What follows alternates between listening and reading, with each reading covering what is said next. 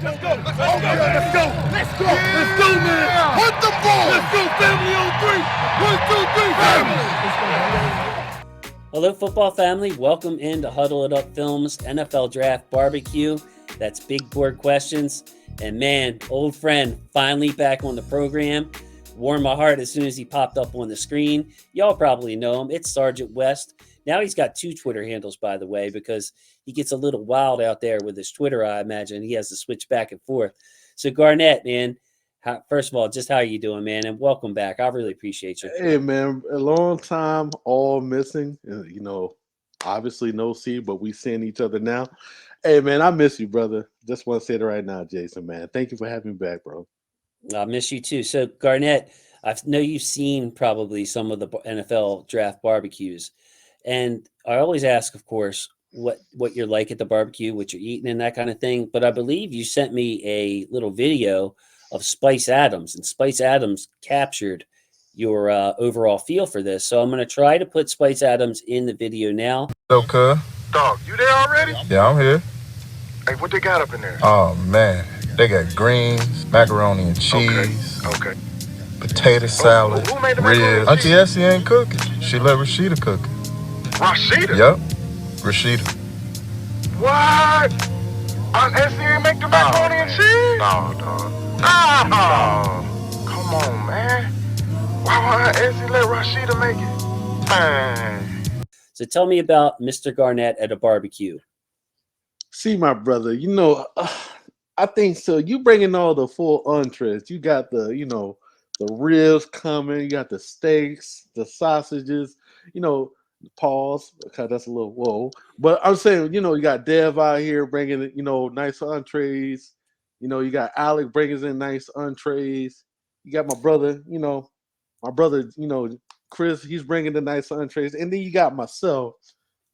You know, entrees are nice, but you got to have the beautiful size, my brother. The size make it everything in the life. That's all I got to say. That's right. So you have actually attached some barbecue items and some side dishes to some of the prospects in this draft. So start us off, tell us the prospect, and tell us what dish you compare them to, and go on your first little spiel about them, buddy. So what I'm going to do, like, I'm going to first grab my plate, grab my utensils, and I'm going to work my way down the line, right? So what I got at my first thing I'm going to put on my plate is macaroni cheese. Now I know Marlon, Marlo does not like macaroni cheese for some golly all weird reason. And then just to let you know, side note, hey, Matthew Judah, I know he's not a Raven no more, but he tried to act like he doesn't. Carl Davis, I don't know if y'all remember that guy, defensive tackle. Invite him over his house. Got caught with a full plate of macaroni cheese. So I think it's a ruse what's going on with the community we got. But anyway, macaroni. We used to call that fronting back in the day. Yeah, Yes, it's hard front. But yeah, man. Macaroni cheese, man. So it's on my plate. You know, you can do it a lot with it, man. You can make it, you know, thick cheese. You know, everybody got a different formula or different little, you know, recipe how to make it. But at the end of the day, it's clutch. You know what I mean? It's something that it can get you full. It's not too heavy. It's not too light, which leads it to my J. Sanders. Like it? He is the mac and cheese, bro. It's Yes. mac and cheese. You know what I mean? It's one of those guys where he ain't, just a hand in the dirt guy. He also can play a little Sam. And what do we need? We need a Sam. You know, I understand that we have our guy Tyus Bowser coming off not an ACL, Achilles tear. And then we got a rookie that just came off of just missing a darn whole season of injuries when it comes to Daylon Hayes. So you need a guy that's fully functional. Whoa, a little crazy right there. a little fully functional, and that can bring a little spice to the game and have his own little kick in it. You know what I mean? So that's my number 4 guy. I feel like he's going to be very dependable coming down the stretch. He's only going to get better. I feel like he will fit perfect in a Mike's defense, in my opinion. And he's just legit. What do you think about that? I like him. I'm pulling up my big board late. Geez, apologize. We got sidetracked with all that good talk before we went on. It's But I all like good. my J. And you know what? I'm gonna add to that is that like you added with the macaroni and cheese, how it's kind of a versatile dish. My J brings that versatility to where we could play him on the rush side too. We could play him on Right. the rush side, even if Tyus isn't healthy. We to start the season, we can mix it up with him and Mister Adafio Way, because as you know, Adafio Way's got the skills to play anywhere. So I brought up my big board here, and I have Mr. Sanders at 55 overall. I gave him a solid second round grade. I see him going in the 70s a lot, Garnett, which seems a little low. I don't think Majay's a first round guy with all the other talent around him, but no doubt about it. I'm going to read you my notes on him and let you comment on that. Great first step when timed well. So the first step I see with him is inconsistent, but he's got that. Thibodeau's obviously great at it already. When he times up the snap, my Jay Sanders can get off the snap pretty well. I love his eyes. I love his urgency. He plays with a nice sense of urgency, and he sees things quickly. Little light in the pants, so I think he'll add that weight as a pro. It's not a major concern or anything, but at this point, he might not be the guy that you like at the point of attack at the run game. So that's why I say maybe mix him up on the rush end and the strong side and that kind of thing. Straight line explosion shows on tape, despite whatever 40 he ran. Average laterally. So I think that he can cover, but that might be it's always a wait and see with these guys on the coverage. And I think he's got good hands, good length, and a good push pull move. If he gets his hands on you and pulls you front, Yes. he just goes quick and leaves you in the dust. So comment on my notes, either agree, disagree. What you got on my Jay? Hey man, so I'm gonna stack up that play with some mac and cheese. That's what I'm telling you right now. It's one of those things, right? You just live good notes across the board. His hand placement, like you just said, is beautiful. And like I said, it's only gonna get better in time. The weight, it's not the weight thing to me. I don't believe it's gonna be an issue due to the fact that he's not lacking an explosive first step, in my opinion. So I feel like a lot of things are gonna get better within time, especially in a defense of our defense and with the Ravens. I feel like the growth will happen. Especially, I do have faith in Mike's defense. That's just my opinion. I feel very comfortable saying that. Yes, and one thing that we brought up on a previous show is your first move is the most important move. So that first step, if you time it right, like you said, it negates any lack of power or length because you're getting the advantage quick, and you put your opponent into scramble mode. So my Jay Sanders, I'll give you a question here. If the Ravens took him at 45, that would be a little early for me. Would that be early for you? Yeah, I think that'll be a little bit early for me due to the rest of it all depends on how the board falls, but literally that would be too early with me because I feel like we could go, we could probably get a tackle, we could probably get a let's say for Travis Jones, I have Travis Jones higher than him on my board. I have a couple other guys like I ain't gonna hold on. I can't ruin my recipe, my list, but I got some guys out there that's a little bit more better than macaroni and cheese. I got you. And my Jay would be a guy, maybe he doesn't make it all the way to our pick in the third round, but we need that depth up there on the front seven, especially on edge. So I could see us either in a trade up from our third round, or maybe we trade back in the second round to get, an extra third round pick out of it because we want to target my Jay as a piece to this defense because I do Garnett, I do think he fits in well, or Absolutely. would fit in well, I should say. So what kind of dish we got next, man? I can't wait. Hey, so are you a fan of baked beans, Jason? I am. I'm not sure if they're a fan of me, but I am a fan. Yes, sir. I don't think they're a fan of nobody. They baked beans ain't loyal to nobody, in my opinion. But you can put a little pork in your baked beans. You do a lot of things. Depends on how you want to work it. You can make it right. You can add a little sauce with the baked beans, which is good, or you can have it without the sauce. And Sauce. What do you mean sauce? so speaking of sauce, there's a corner named Kobe Bryant that used to play with a guy named Sauce Gardner, right? But That's hmm? I see where you're going with You this, see what man. I'm going? It's pretty brilliant. Yeah, Yeah, actually. yeah, man. So like with that being said, like I feel like this guy, he don't need the sauce. He cold, Kobe Bean Bryant, or however you want to call the nickname, however you want to work it. But at the end of the day, man, he's gonna be that guy. The one thing that stuck out to me the most, I might be one digit off, but it's either 7 or 8 interceptions in 2 years. Now, here's the thing. Here's the thing about this, right? You can't teach ball hawking skills. That's just me. That's why I truly believe you got it or you don't.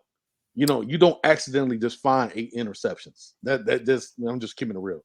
And the biggest thing that I say I'll comp him to is a corner that literally just got paid. He was a late bloomer, but it came full around. It was Razul Douglas. Razul Douglas out of West Virginia was leading the NCAA in interceptions the year that when he came out of West Virginia.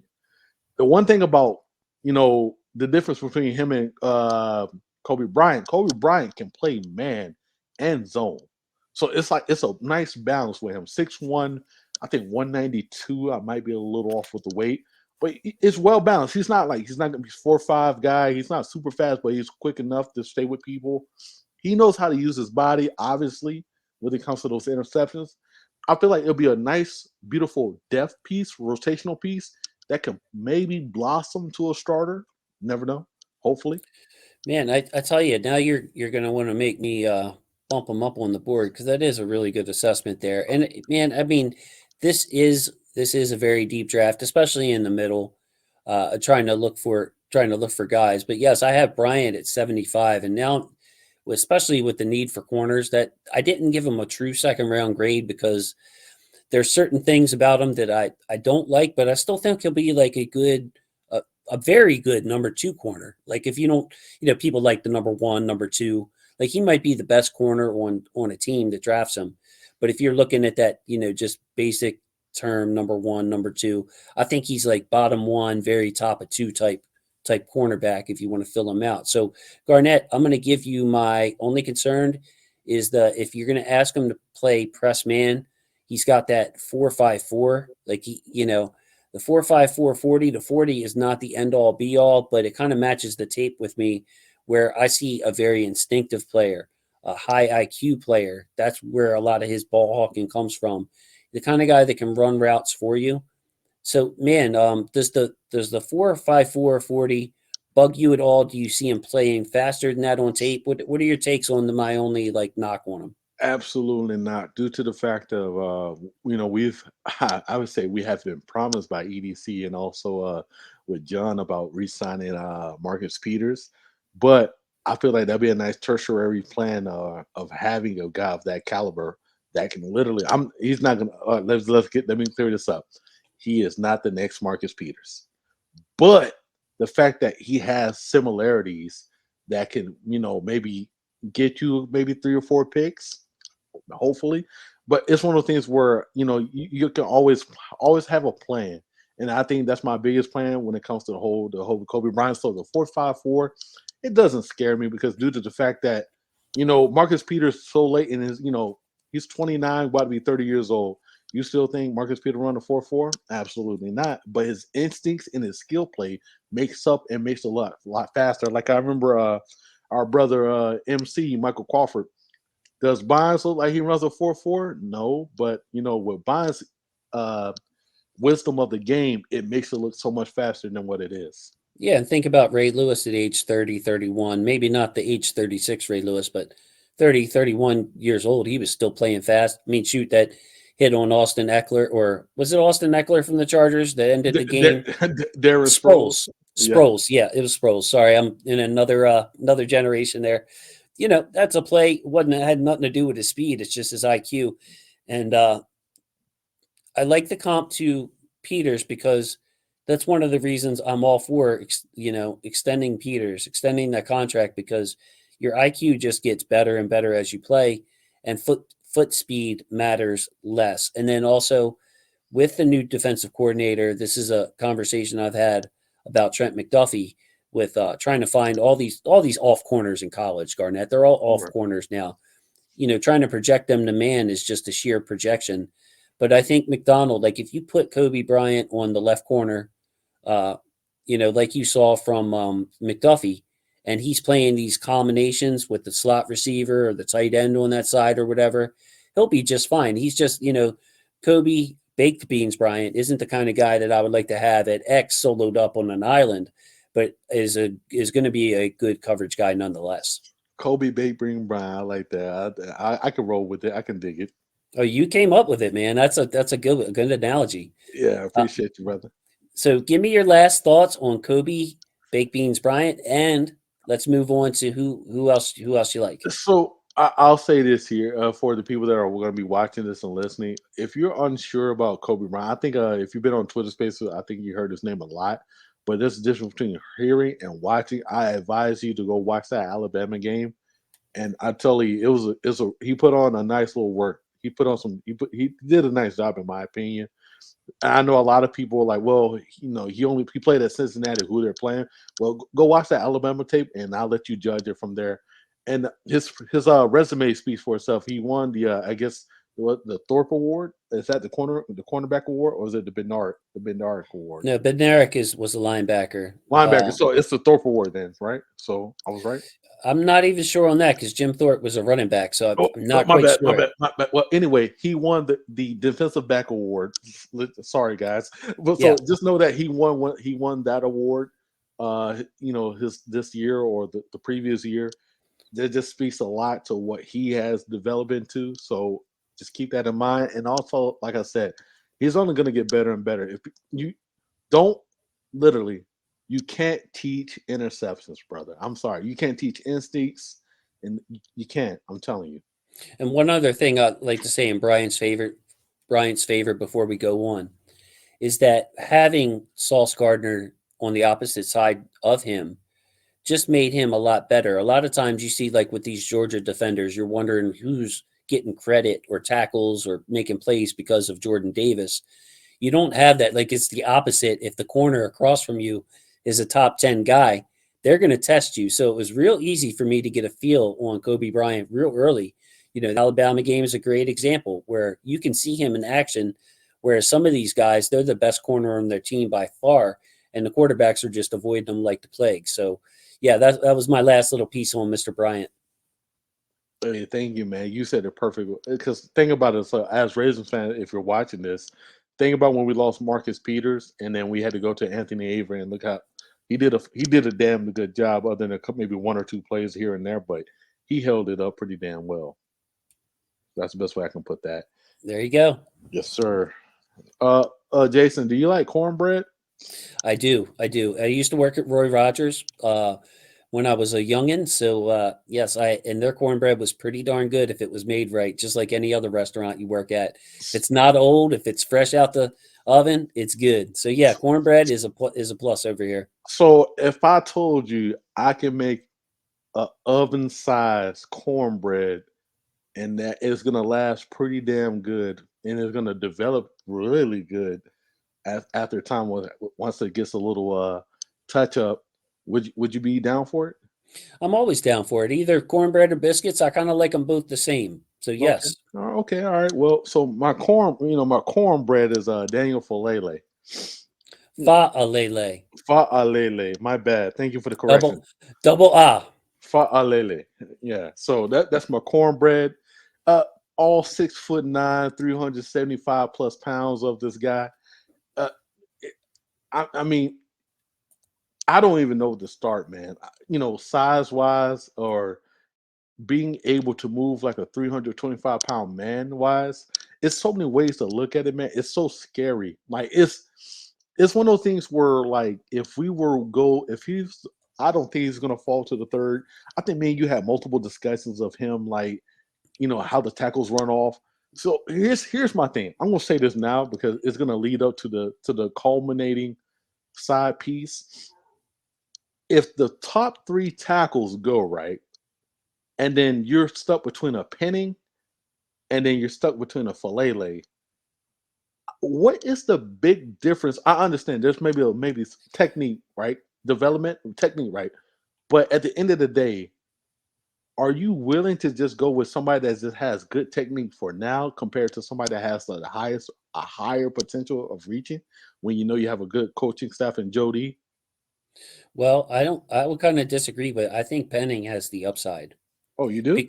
I do because he's got the frame that they're looking for with that 6'7", but not like Faalele is a dancing bear. Like he's never going to be in the kind of shape that Penning. He's never going to look like Penning in a football uniform, and I think that translates to his upside a little bit. Like I'm not as high on Faalele as you. I'm not a Penning.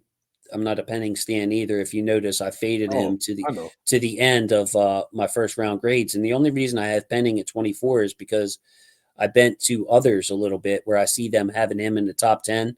So I don't want to be like the lunatic that puts Penning at, number 50 or so. I kind of keep him in the range where I believe he'll be drafted. But getting back to Faalele, I think that I want to say all my positives. Dancing bear, that term comes out every year for one or two prospects, usually a big guy who can move on his feet well.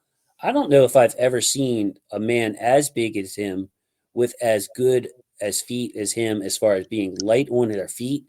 I mean, you see him do reach blocks and going two gaps over and actually sealing somebody at 380 whatever pounds it is. Just a tremendously rare skill to have. Feet and mass. It's not just size or length. It's just overall mass that you have to get around, like we saw here with Orlando Brown Jr. Faalele's got that. The uh, the thing that he doesn't have is the experience and maybe the technique that you saw from Orlando Brown. He was ready to come right in and play. And when I see here, I'll challenge you on this one, Garnett. The Okay. Senior Bowl is where I kind of like on Faalele because I saw like Jesse Luketa, some guys that were literally over 100 pounds smaller than him, just plow over him, bro, and just go around him. And not only that, but be able to bull rush him and put him flat on his back. So I soured a little bit at Faalele at the Senior Bowl. I had to go back and watch some tape, but that skepticism still remains that he's not as clean with his technique and can get beat. It's going to take him a while. I think he's like I hate to use the word project, but it might actually take him like 2 years before he's the best version of himself.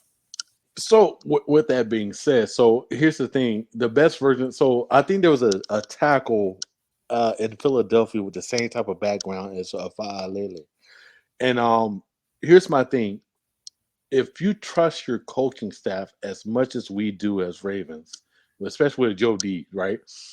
And you can say, hey, if you give me this big old thing of cornbread, if you give me all this material with this cornbread, I can swear I can batch up the best cornbread you ever have in your life. And that's where I'm going with it. No disrespect to Penny. Penny is a great athlete. You know, the guy I'm rocking right now, he works with him. Duke Merriweather, he works with Penny. So, shameless plug right there, I guess. But the guy Penny is good, right? But my biggest thing is about the dancing bear compared to a linear athlete. And that's my biggest thing. It's like the things what we're just talking about how with Faalele It's is the tough, fact, isn't it? yeah, it is. So the fact that we're talking about how athletic he is, and the thing about it, I feel like it's only going to get better due to one thing. One thing that really stuck out to me is our conditioning program. All he's gonna drop some weight, and the fact that he's gonna be a better athlete due to that, and along with the coaching of Jody. So I feel like a lot of things is gonna work a lot faster than what I think a lot of people think. That's just my Okay. opinion. No, I, I love it. I just believe that we have all the material. We have the right amount of cornstarch, the right amount of flour. We have everything to make this beautiful cornbread. That's just me, man. It's one of the things where I feel like that's why I say after the first three tackles, Icky, Neal, Cross, after those go, it's almost like, okay, who's gonna be have the better potential? That's how I look at it after that. That's how I Okay. usually do my top players. Okay, so I'm going to ask for people to comment below on this, first of all, because it's just such a nice point. Great conversation. I think that it could go either way as far as, how people view him. I'm sure there people have a lot of views on Fa Lele because he's just such a unique athlete. Um, and it's a great. So comment below on that. And then I also wanted to ask you, Garnett, if another quick question for you. Do you think that he has the lateral mobility to where he could be a left tackle? Do you value him? Do you think he's a left tackle? Do you think he's a right tackle? Do you think he could play either? I would love to hear your opinion on that. I feel that he could play left tackle. It's just gonna take him maybe a little bit of time. I understand, like it's gonna take time due to the fact that okay. This is a little bit different. So I'm gonna put it like this. For the people, it's gonna take a 30-second story, hopefully. Go So ahead, buddy. with me, so being in the military, right? I'm not gonna lie. My first time ever shooting a gun was in the military, right? So basically, I never shot an M16, M4, none of this stuff, right? So when I finally got in the military, we hit grass week. I think you go to boot camp, you hit the part for like 2 weeks. You're at the range, right? And they're teaching you everything. They're just shoving knowledge down your throat, right? And then you finally get your hand on the weapon, and you're actually about to pull the trigger. You're about to learn, but you understand all the rules and regulations and all the things before you pull that trigger. So it's one of those things where literally I'm being taught all the right things from the people that do it at the best of their ability in the Marine Corps, right? Now, what I'm going with this is a parallel universe, right? I'm going with that with Falele. Falele is a brand new guy to football, basically, right? Now he goes from Minnesota to an organization where we produce really good tackles, in my opinion. I think we do. Now he's in the right hands and being molded and being put everything into one pot, or I'll say, I guess, into a pan with cornbread, and you're forming it up to be what you need it to be. So that's how I look at the whole Falele thing, to a point where it's one of those things where he's not going to get taught wrong. He's getting everything that needs to be, to correct him now. So that's where I stand with it, brother. Hopefully that makes sense, and hopefully that goes in the right direction. It does, and it's you're a big believer in his upside. You're a big believer in his upside. Yeah. There's a lot of people that are agree with you. So taking it you would scoot him up my draft board a little bit if you were me. Just a smidgen, man. I'm just saying you gotta fall in love with the cornbread a little bit. I love it. So yeah, I like cornbread. What other dishes do we have here, G? I know you're a busy man over here, Uh, but I don't know if you saw Alec. He left. He had the luau shirt on. uh, MC's still hanging around here, I'm sure. So you might have saw Dev on the way out. It was a yeah. little early for him, but who else you got? What other dishes you bringing? So, man, this is near and dear to my heart, right? If you don't, it takes the right amount of seasoning, the right amount of pepper sauce, the right amount of pig feet or fat back, or depending on how you want to do it. But if you don't do it right with the collard greens, we're gonna have a problem. And Gotcha. and and what I got right here is my collard greens. It's gonna have some Louisiana hot sauce in it. It's gonna have some kick. It's gonna have some punch. And what I mean by punch, I do mean Travis Jones type of punch. Now, Ooh, and and man, oh my God, I think I've been saying his name before the steam picked up, before he ran his 40, before he the Senior Bowl and a lot of these things. Travis Jones is a dog. Like it's one of those things where, if Ravens fans, I don't know if you guys remember a Corey Redding. Uh, it's a pretty good comp, decent comp. a more athletic version. And the thing about this guy, heavy hands, and he knows a black belt with his hands. That's the scariest thing about it. He's so quick. And the thing about 6'4", 340, I think 345 he came in. Maybe I'm a little bit wrong. Maybe at 4'9" speed. I'm trying to think about the 10-yard split, but it was pretty darn fast. Everything about him is just pretty darn. Put like this: if Jordan Davis didn't do what he did, Travis Jones would be getting all the love right now. It's that simple. Same thing with Right. or Wyatt, Devontae Or Wyatt as Wyatt. well. Yeah, Wyatt was, yeah, he was on Yeah, fire. Georgia people don't count. I'm sorry, Jacob. But it's one of the things where like literally we're back to the greens. It's just I'm telling you, man, it's a beautiful thing with this guy. I feel like if the Ravens get him and you put him right, and he can play the one tech, three tech, he can do everything. To be honest with you, I don't feel like there's the only weakness of his game to me is the fact that literally it might be the disengaging of it. Like he'll drive people back, but sometimes he'll might not disengage at the right time. But it's almost just like Matabuke. Matabuke has the same damn problem to a point where he'll work somebody to death, but he doesn't just disengage at the right time. Where do you excuse me? Where do you have him on your big board? If you don't mind me Man, asking. I have him high, and you have that big board too. I know you got it. He's number 29 on my board. If you see him there, Garnett, I have him pretty high compared to where others have him in the second round. Mine is more of a late first. You see there 29 in the purple section, coupled with prospects like Roger McCreary, who I like a lot, Boye Mafi, who I like a lot, Jahan. I mean, I like all those guys in that area. It's just like I said, this is where the draft gets really, really deep. And I think Travis Jones would fit perfectly on that. And you mentioned his measurables, so I'll just say him out loud: 6'4", 325, 34 and a quarter inch arms, 10 and a quarter inch hands, so massive hands. Guy ran a 4.92 at that size. So yes, he was breaking off some turf there in Indy.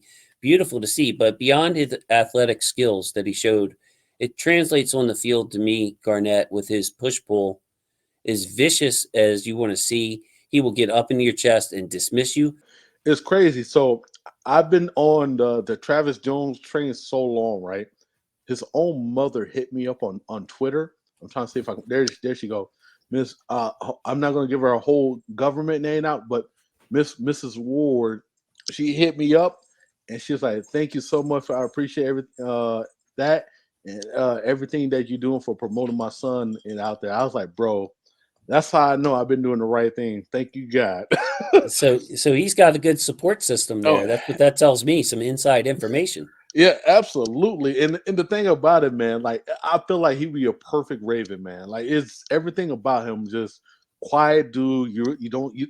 This is how great players, in my opinion. Well, when it comes to a whole like psychological thing, I never see him on Twitter. I don't see him on social media. I don't see him on nothing. So it's one of those things where literally he's serious about what he does. He don't care about what nobody thinks about him. He's just ready to ball. A Straight ball dog. ball player at heart. So I want to ask you about, like, I love this player. I could go on and on about just his sheer power. He's not going to be a major sack producer, but he will disrupt. Like he'll take if you block him one on one, it's an issue for your Yeah. offense. You can't do it, bro. He'll just walk your center right back into the quarterback. Same thing at three tech. He's might a little bit oversized for some three tech, but when you compare him to Matabike, Travis Jones isn't getting moved like Matabike was his first year, and even last year he got better at it. But it's just that he's just a massive man, and if when he lowers that pad level and that center of gravity, he's not going anywhere. But my question, long way around, sorry, is No, do you you see him having flexibility as far as okay, he can play the nose, he can play the three tech. Can he move outside any further, or is that stretching his natural ability? Because Corey Redding, you mentioned Corey Redding could play anywhere. He was a right. pedigree, could play anywhere on the line. So I'm going to pick at that comparison a little bit in that area. To be honest with you, I never seen him play a five tech or anything due to just Connecticut. Always had him inside, but due to this is where I guess analytics or the numbers you have to play around with it. Well, if he had a fast 10-yard split and a fast 40, and then knowing what he can do inside, like where do we set the limitations at? That's what my biggest thing is the fact that like just because we have not seen it doesn't mean it cannot be done. But at the same time, though, it's like I don't know. Like that's my biggest thing. It's like, but I feel like he could hold it down for maybe a little bit. I feel like he can play maybe a five tech. I would say it might not be like I'm coming off the edge to getting a sack, but I feel like he can be like, run stuffing or, Or call some maybe even not 5 tech like that 4. You know the what I four, mean? yeah, Or the four, yeah, absolutely. I feel like he can definitely do that due to just how explosive of an athlete he is, and just imagine that tackle or getting walked back to where he shouldn't be at. You know what I yeah, mean? Yeah, facing a guy that with that body type that he's never doesn't yeah, usually see yeah. going It's down to down. like I said, when you biting some good greens, you don't know what to expect, baby. And I had this lady at my work, Miss Jane. Love her. Lost track. This is before social media, so you lose track of people. But she used to make me the greens every Thanksgiving, every Christmas when she was making a bunch of it for her family gatherings. She looked out for me, man. That was my one of my first introductions to what I've considered really good collard greens. Miss Mm, Jane, love you. Slim chance you're watching the program right now, but yeah, thank you, Miss Jane. that's awesome. We all need a Miss Jane in our life. You know what I mean, Garnett? Absolutely, absolutely. Because my mother wasn't making it. I mean, let's face it, man. Like some of the stereotypes is real, bro. Some of the stereotypes is real. That's where you got to get Miss Jane in your life to show you how it's supposed to be done on the old collard greens. So yeah. See, I got you, bro. It didn't take us long. No, absolutely, it did not. Hey, man, we definitely need to make this a snippet and put it on Twitter, man. This is perfect. I know you ain't. I know you're not missing it. I know you're not Oh missing anything. man. All right. So what other dishes we got, brother? We got 3 Oh dishes man. down. Oh, 3 dishes down. 3 dishes down. Actually, we got 4 dishes down, brother. We did.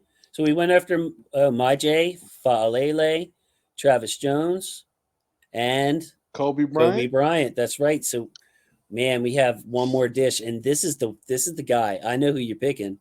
This is the guy that we need you on the program for, Mr. Tyler Linderbaum, because we have a lot of anti Linderbaum in there, and I know how strongly you feel about Tyler Linderbaum. So give us the dish and let it all out, Garnett.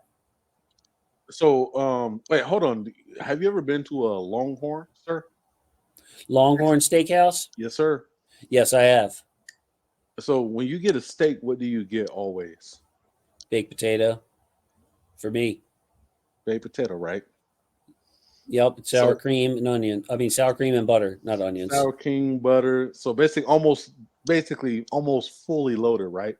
Almost fully. Kind of. Yeah, I like the fully loaded stuff too. Yeah. Okay. Okay. Okay. I'm just saying, like, so let's just say, Tyler Linderbaum is that fully baked potato, but you say, hey, I really don't, I like it, but I don't want, the cheese, or I'm not really that fond of the cheese or the other condiments that come with it. But just give me the butter and just give me maybe some sour cream. I'll call it a day. All right, cool. I can do with that. But at the end of the That's me day, because the steak is the star of my show when I get it, that. So it yeah, I kind so, of lay so low when the, yeah, yeah. So Jermaine Johnson and then the Tyler Linderbaum. Who can go wrong with that? I'm just saying, but that's what I'm getting at. So it's one of the things where okay, I get the Tyler Linderbaum, the AKA the fully loaded baked potato, right? So the biggest thing that I've been hearing on Spaces, Twitter Spaces, or just Twitter, or just I hear a lot, and then he is not a gap scheme guy, but the biggest thing about Tyler Linderbaum is he can literally do a lot of things. When he does zone, he does a lot of things great, pass pro, all these, right? But we're knocking him for one thing due to a system that we're running in Baltimore. But at the same time, we have a bunch other than I would say maybe Morgan Moses. No, but Morgan Moses, he can move in space. That's this whole line is a bunch of just ragtag guys that literally are not really who we think they are. What I mean by that is we got a guy in Stanley, if he's healthy. He was mostly a zone guy before he came to us. A zone blocker, right? Am I wrong or am I right or wrong? I'm not sure. yeah. I mean, it was his pass pro that was the thing, so it didn't Pass pro. matter. So pass pro, right? So and then right, left guard. depending on who Who we knows? have. Who Wait, knows, you right? know, I'm going to cut you off on this one because I actually had this conversation on the channel before, and Right. I'm made the point that you're making. Morgan Moses can move, Zeitler can move, a healthy Ronnie Stanley can move. I was talking about Dylan Parham. This is what the Chris's show. Guys like Cam Jurgens, some of these other centers in the middle, Cole Strange who could play. Right. They're all movers. So something that I want in this line, I mentioned it last night with MC actually, is to get a balance between the biggest guys like DaCosta and the Ravens have always wanted, but get some movement skills in there so we can diversify what we're doing. So I'm backing you up 100% on where you're going with this, Garnet. Thank you so much. I'm just trying to eliminate the process of elimination when it comes to all the, the counter arguments due to. Put like this, I'm gonna say this right now for the Ravens fans or Ravens fans that are watching or going to watch this or watching it right now. If you don't like the dude, just say you don't like the dude, but don't come up with like obviously it's not a reach or a far-fetched thing, but don't come up with a thing to like where you're giving him a limitation on ability. When if I post like he has short arms, it's 31 inch. Creed Humphrey had 32 inches. Well, he's only 6'2". Well, he's 6'2" and a half, so when he puts on socks and cleats, he's gonna be 6'3" probably. It's like one of the things where it's almost like a counter argument for a lot of things. And I feel that if the Ravens organization would draft him, I understand he's not going to be the best, gap block, gap scheme blocking, center. But at the same time, though, he's going to grow and get better. If we can say that Cole Strange or he's a little light in the ass, correct? He's not that heavy, correct? Yeah, I mean, he's about the same size as Linderbaum, 290s. Yeah. It's not a big difference.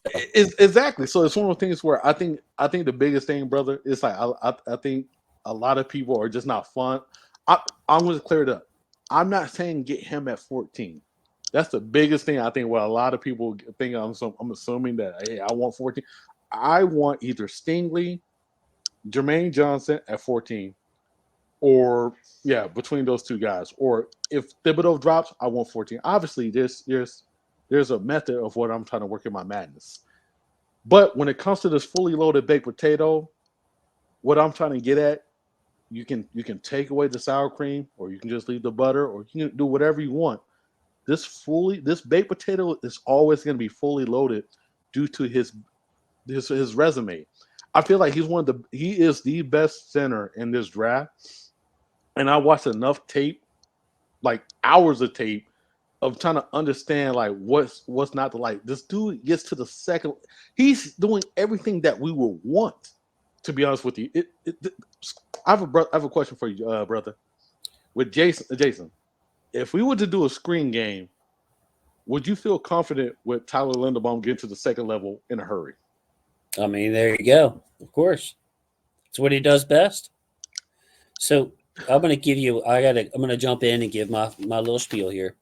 So I think that the scheme part of it is overblown because he can do whatever you ask him to do. And as far as climbing up to the second level, you almost stole my thunder there. If you're going to pick one center in this draft to either be part of a combo block in either way, so you have somebody chipping on his guy and he's able to slide over and seal, he can do that perfectly. Or if you're looking for timing where he's the guy kind of chipping and climbing to the second level, he will get to your linebackers at a much better rate than most of the centers in the NFL today. His movement is that good. As far as if you're going to ask him to move a man off the spot, that's not his thing. But of course, on the inside, there's a lot of combo blocks where he can work in tandem, keep his feet moving. And of course, Linderbaum is just a technical expert. It's one of his things. He knows what he's doing. He's a student of the game, but it's one thing to be a student of the game. It's another thing to be able to apply that to the field. A lot of people know what they're supposed to be doing, but it just doesn't come natural. All that stuff is natural to him. The arm length, when I'm not the arm length, stickler for the arm length, Ken uses a different term. I try not to use, but 31 and an eighth is kind of short, especially if you put him up against a Travis Jones at 34 plus inches, who's just as quick as Linderbaum. Guy like Travis Jones is going to be a handful for Linderbaum. So I don't think he's the perfect prospect, But I agree with you, and a lot of what people are worrying about with Linderbaum is overblown.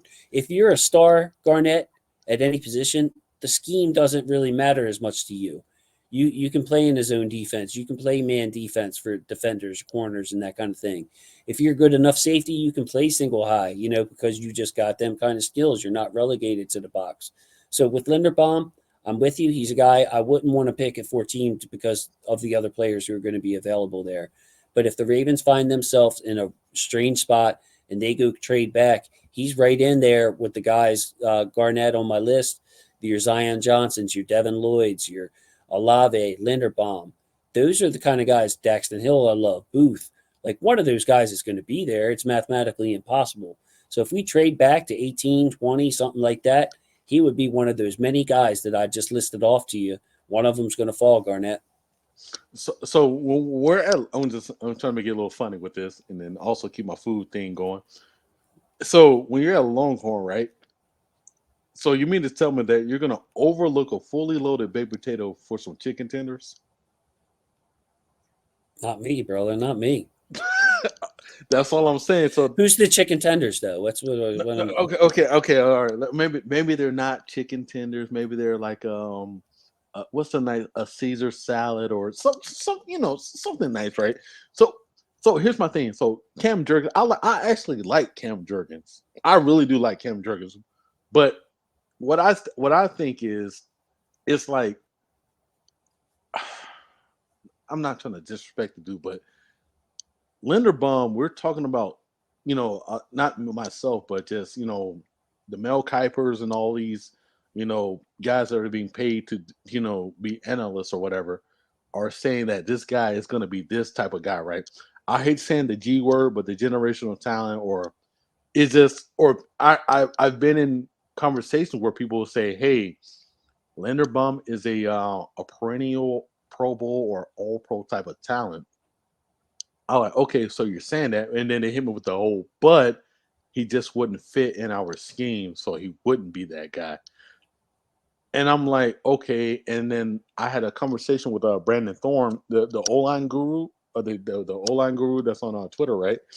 And I brought it up to him, and then we had a nice in depth conversation, and it was basically like, well, and I basically answered my own question when I told him when I said it. He basically, yeah, you answered your own question. I was like, well, yeah, you're right. I'm sorry. Well, would it be on the coaching staff or the organization to like basically adjust, you know, to help him, and also like how you just said it, Jason, you killed it. That's why I was about to drop a tear when you talked about it. That you like literally, hey, the they're gonna help double team. They're gonna like literally figure out what he does best and what he struggles at, and they're gonna cover it up. And guess what? Center is the position, like you said, where you can literally cover up a lot of things. So, Right. so it's the thing about it. It's like the fact that I don't think you'll be able to. Yes, you're gonna of course have to cover up some things for him, but at the same time, though, you're not gonna have to cover up a lot. That's what, and I think the biggest thing where I saw, I watched your beautiful episode. Hey, a lot of people, all the people that are watching this, go watch my brother Chris. Just joking, Chris. That's his handle. Go watch the show. It was a beautiful episode with the centers. I'm plugging it in right now. But the thing what I'm getting at is the fact that I think what bothers me most with a lot of people is that if you have an opportunity to shore up a position, even though he might not be able to be versatile at guard or center guard or whatever, I think he could play guard if he wanted to. But if you have an opportunity to solidify a position at center, now you're able to move Makari at tackle or whatever. So you're creating opportunities due to the fact that you already solidified your center spot. Yeah, he might not be able to play center or guard or whatever tackle, but the fact that you have something solidified to the point where you don't need to move. That's my biggest thing. I think go ahead, my bad. I got you. No, there's just a couple of things, and the thoughts are piling up because you're getting all good points. What you said a little bit back, you can help him with that, but that's the same thing that makes you laugh, makes you cry. Like you can pick any center in this draft, not any, but you get the point. You can take a Cam Jurgens or a Strange or a Parham or a Fortner, and it's the same thing. They can get helped. It's why centers are devalued, is what I'm saying, Garnett. It's why if you have a Linderbaum at corner, the Linderbaum at cornerback is going to go higher than the Linderbaum skill at center. So same thing that makes you laugh makes you cry. He's not a horrible fit because he's going to have help and can do different things. But then again, you're not getting the most value out of him because it's a position of support. Center itself is a position of support. And then the other thing I wanted to say is when you're talking about uh, aligning things to help him, or maybe running more zone, it's not that you can't do it for a center because you're depending on he's got four other guys that have to run the same scheme. So it's not like we can change our running scheme because of Linderbaum. You still have other guys around that it might not be a scheme fit for. However, as I mentioned before, you look around at the mobility on this line. We don't know what's going on with left guard, but if Stanley's anything like the old Stanley, Morgan Moses, Zeitler, and a mobile center, that's 4 out of 5 guys right there that can have some versatility to play in any kind of scheme, I believe. Bro, the one thing I'll tell you, the moment I got sold on Lindenbaum, I can't believe I forgot the team. Maybe I'm drinking too much. I'm sorry, but I seen this dude. It was a zone blocking scheme to the right. He literally crossed face of the nose tackle, blocked him off, got past that, and got to the linebacker, and basically literally blocked 3 people at one time. It's vision. It's vision and instincts and IQ. I don't even want to say IQ. It's just a natural feel for the game, man. You can't study for that. You can't prepare for that. That's just playing a lot of center and being good at football. You know what I mean? Good football player, that's it. Has nothing to do with athleticism. I mean, it does. You got to be a certain kind of size and athlete to do that. But I mean, yeah, I've seen plays like that from him too, where it's just a subtle check with his left arm. You know what I mean? Just the subtlest. And if it needs to be hard and he needs to put a little more into it before he goes, he knows when to do that. Or if he barely needs to touch the guy because his counterpart's got him, he almost has like that peripheral vision to kind of feel what's going on over there without him having to actually look at what's going on over there and move on to the next thing. That's why I said with them combo blocks, Garnett, he's got really good timing where he's got to decide, okay, I really need to stick with this guy because my guy next to me is having problems. This is a big guy. We're not in a good position right here.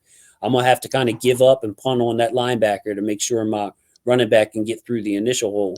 Or the opposite, when he knows his guy's in a good position, he just barely checks him and goes and hunts that linebacker. With that being said, think about this, brother.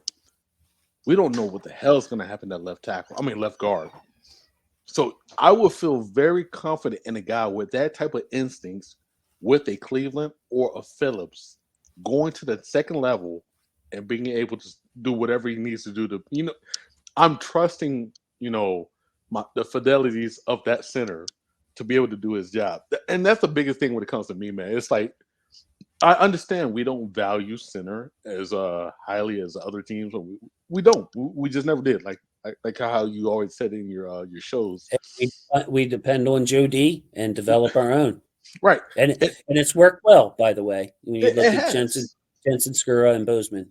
Right. And it has in the past time. But it's a thing where you have an opportunity to shore it up for the next 5 years, possibly. And then if he wants to go to another contract after that, we never, keep centers after the first 5 or the first 4 or whatever. They move on, like you always said, bro. So my biggest thing is just the fact that, like, hey, you got a guy that can literally help out those young guards and literally can do a lot of things great. Get to the second level tremendously. Literally cross the face of a linebacker and then be able to, like, literally take out a safety on top of that on one play. Like, I just don't. I understand. We don't value centers so that it turns people off at 14 or later in the first. But you got a guy. That's what I'm saying. It's like it's crazy to me. Like you just literally just spat it off. A lot of things that a lot of people can't do at the center position. I mean, that's why I say with a full loaded baked potato, you get so many great things. You can do whatever you want with it. At the end of the day, it's probably going to make you full before you even get to that main entree. That's right. That's right. So if I'm getting a baked potato and I'm just like having a cheat meal over here and some fun, I'm gonna get that loaded baked potato with the cheese and all that mess on it. But my own personal preference, just talking about food, has nothing to do with Mr. Linderbaum. Please don't take it that way. Just give me some butter and sour cream and let me enjoy this steak. And when the A1 sauce or whatever else you got gets a little hot, I'm gonna get some of that baked potato in there. Is that fair, sir? Is that a fair method of attack? Amen, brother. So Garnett, final thoughts. We've been trying to keep them around 45 minutes an hour. So, of course, me and you running our yaps, we're going to run it up there. We could talk draft all day. Give me any kind of final thoughts. Whatever's in your head about this draft for the Ravens. This is the first draft where I cannot tell you what the hell we're gonna do. I usually like with the Bateman. I understand. Like it was crazy, man. Yeah, all right, now I'm not gonna get to that story. Just know that I know that I can't tell you how we're gonna do it, but when it came to the Bateman thing, I knew we were gonna get Bateman. I just knew it.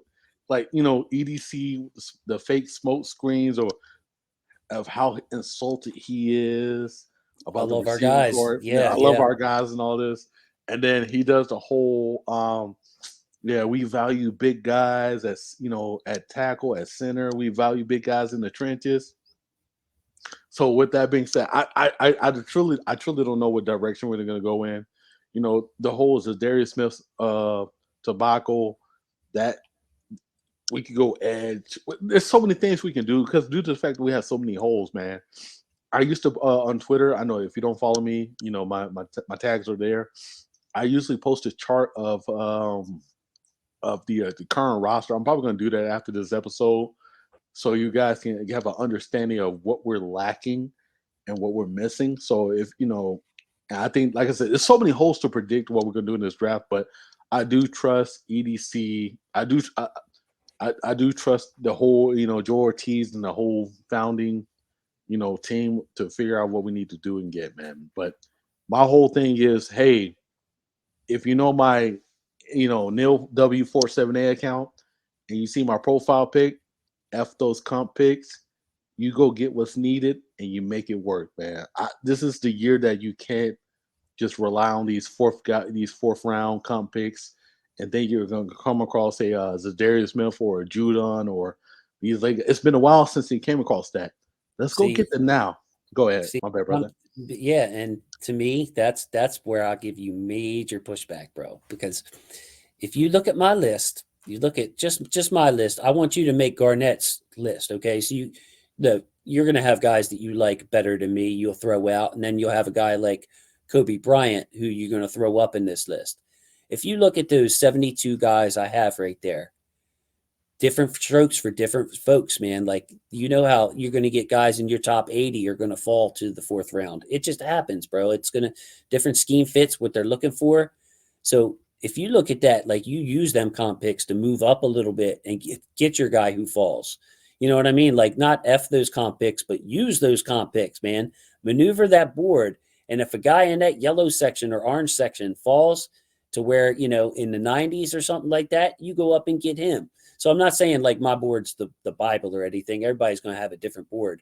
But when you look at like number 72 on this year's list compared to number 72 on past year's list, this year's where it's stacked, man. That like second, third round section, you're going to get second, third round talent in that fourth round. So this will be maybe we're saying the same thing, but I just had to get that out right there. No, we are saying the same thing. So by looking at your board, so my thing is, if you have 4 4s and all this crazy stuff crazy jazz that we got, right?